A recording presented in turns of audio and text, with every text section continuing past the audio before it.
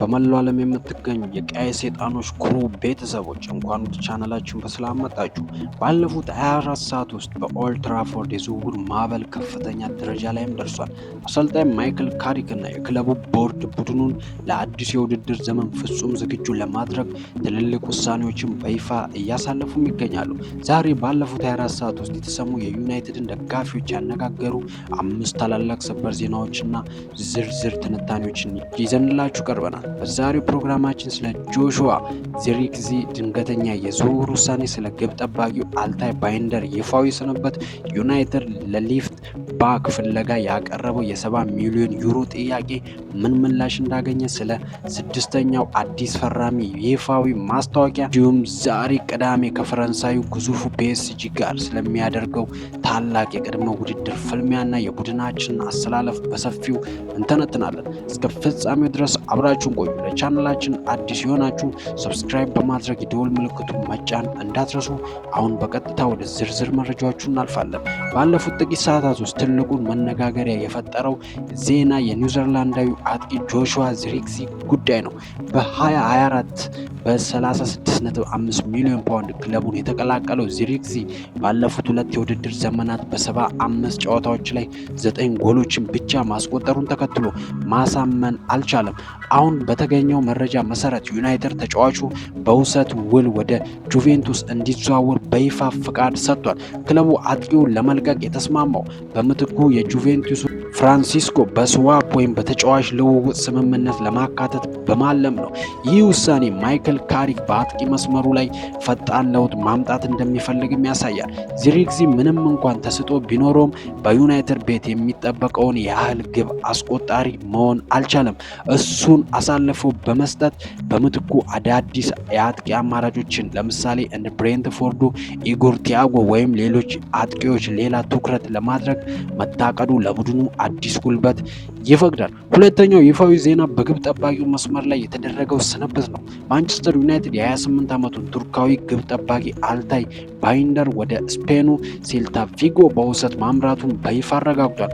እንደ መረጃዎቹ ከሆነ ሴልታ ቪጎ በሚቀጥለው ክረምት ተጫዋቹን በ3.5 ሚሊዮን ፓውንድ በቋሚነት የመግዛት መብት ኦፕሽን ቱ ባይ አለው። በተጨማሪም ወጣቱ ግብ ጠባቂ ራዲክ ቪቲክ በ14 ሚሊዮን ፓውንድ ወደ ሚድልስብሮ ለመዘዋወር ጫፍ ላይም ይገኛል። ዩናይትድ በግብ ጠባቂ መስመር ላይ ሰፊ ማጽዳት እያደረገ ነው። አንደኛ ተመራጭ ግብ ጠባቂው አንድሬ ኦናና ወደ ትራብዞስፖርት በውሰት መሄዱንና የሊድስ ዩናይትዱ ካሪል ዳርሎል በነፃ ዝውውር መምጣቱን ተከትሎ የግብ ጠባቂው ክፍል አዲስ መልክ እየያዘ ነው። የባይንደር መልቀቅ ለተጫዋቹ የመጫወቻ ጊዜ የሚያገኝበት ሲሆን ለዩናይትድ ደግሞ የደሞዝ ወጪን ይቀንሳል። በተከላካይ መስመር ስካይ ስፖርት ይዞት የወጣው መረጃ እጅግ አስገራሚ ነው። ዩናይትድ የኒውካስትል ዩናይትዱ የ21 ዓመት ተስፈኛ ሌፍት ባክ ሊዩስ ሆልን ለማስፈረም እስከ 70 ሚሊዮን ዩሮ ለመክፈል ፈቃደኛ መሆኑም ተሰምቷል። ሆኖም ባለፉት 24 ሰዓታት ውስጥ የኒውካስትል ዩናይትድ የቀረበለትን የመጀመሪያ ጥያቄ ውድቅ በማድረግ ተጫዋቹ ለሽያጭ አይቀርብም የሚል ምላሽ ሰጥቷል። የሉክ ሾው በተደጋጋሚ መጎዳት ዩናይትድን በግራ ተከላካይ መስመር ላይ ትልቅ ዋጋ እያስከፈለው ይገኛል። ለዚህም ነው ክለቡ ለወጣቱ የኦፕሬሽን መስመር ተጫዋች ሊዩስ ኦል እንዲህ አይነት ግዙፍ ገንዘብ ለመመደብ የተገደደው። ኒውካስትል በአሁኑ ሰዓት እምቢ ቢልም የዝውውር መስኮቱ ከመዘጋቱ በፊት ዩናይትድ ድጋሚ ጥያቄ ይዞ እንደሚመጣም ይጠበቃል። ሌላኛው ደግሞ ማንቸስተር ዩናይትድ በዚህ የዝውውር መስኮት ስድስተኛ አዲስ ፈራሚውን ማጠናቀቁን በይፋ መግለጫ አስታውቋል። ወጣቱ ተከላካይ ክሪስቲያን ኦሪዞኮ ከፎርታሌዛ ክለብ በቋሚ ዝውውር ቀያዮች ሰይጣኖችን በይፋ ተቀላቅሏል። ክለቡ በኢኒዮስ አመራር ስር የወደፊት ተስፋ ያላቸው ወጣት ኮከቦችን የማደን ስራውን በስፋት እየገፋበት መሆኑን የሚያሳይ ክስተት ነው።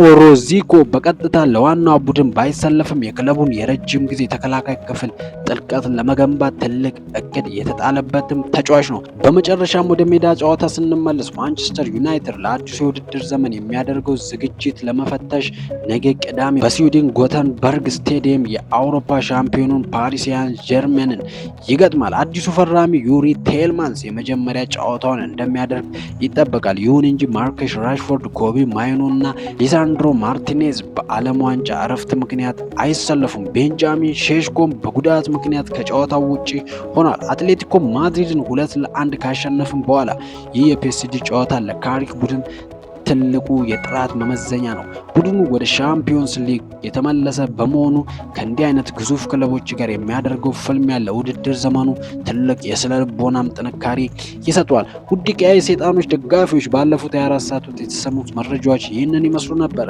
ዚርክዚ ወደ ጁቬንቱስ ማምራቱ ትክክለኛ ውሳኔ ነው?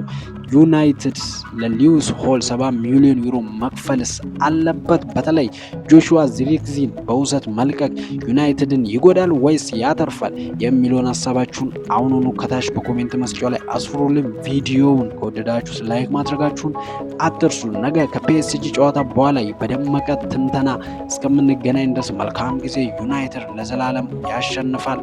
እናመሰግናለን።